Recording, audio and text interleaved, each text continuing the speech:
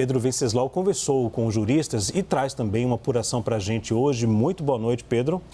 Boa noite a todos. Pois é, essa foi uma frase do presidente Lula que conseguiu desagradar gregos e troianos, né? A oposição fez a festa, criticou como é o seu papel, mas dentro do próprio PT também houve críticas, claro que reservadas e mais discretas, a essa declaração do Lula. Eu ouvi vários juristas que também são ligados ao PT, ou são do campo chamado campo progressista, como Fábio Tofik, Simantobi, Pedro Serrano, Marco Aurélio Carvalho, e todos eles disseram que, na verdade, essa fala do Lula joga a luz sobre um outro debate que incomoda muito os juristas, que é a superexposição dos ministros do STF. Existe um movimento muito forte, principalmente por conta do grupo Prerrogativas, que é um grupo ligado ao PT, com muitos advogados que são do PT, inclusive, que faz uma campanha para que não sejam mais transmitidas as sessões do STF ao vivo pela televisão. O Brasil é um dos poucos países do mundo onde se transmite as sessões ao vivo do STF. Bom, muita gente citou o caso dos Estados Unidos, onde só os votos colegiados são divulgados, são publicizados. Mas é diferente, os Estados Unidos têm uma outra cultura e aqui a Constituição brasileira não permite que os votos sejam secretos, os votos dos ministros do STF.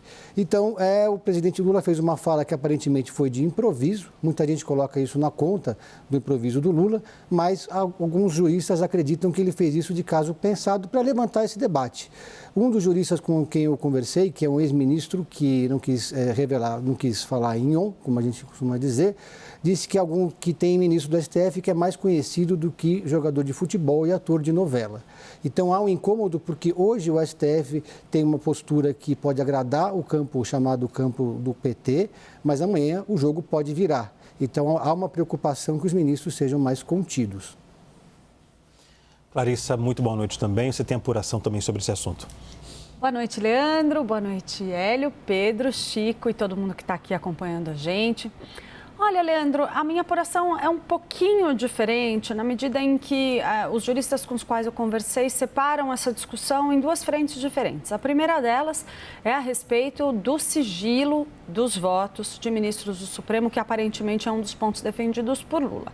Eu digo aparentemente porque é uma discussão mais ampla. Sobre o sigilo, conversando ali com ex-ministros da Justiça, ministros do Supremo Tribunal Federal, ministros de outras cortes superiores, todos dizem, olha, a publicidade dos votos dos ministros do Supremo é algo que está na nossa Constituição.